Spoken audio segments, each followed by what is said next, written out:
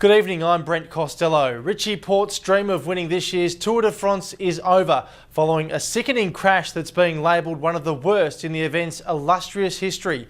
The Tasmanian suffered a fractured pelvis and collarbone after being slammed into bitumen at more than 70 kilometres an hour on a dangerous descent that hasn't been used in the race since the 1970s. Stage 9 of the Tour de France started out like any other for Porte, but with just over 20 kilometres to go, his race came tumbling down around him. He's had a crash and Porte is down, so too is Dan Martin. Richie Porte is on the deck, Dan Martin is with him.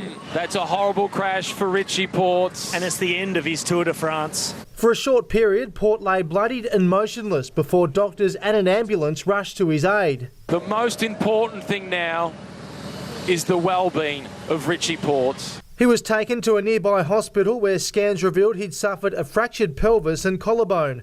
Initially, it was unclear what caused the Tasmanian to crash. I can only think that maybe somehow he's clipped a wheel or something has gone wrong mechanically or with a tyre, because it's a very strange place on the road to go off. But BMC Racing later confirmed he'd brake to avoid another rider in front of him. He deserved a good result, a great Tour de France. This year was super good. The incident happened on the notorious Mont de Char descent, which was reintroduced for this year's tour.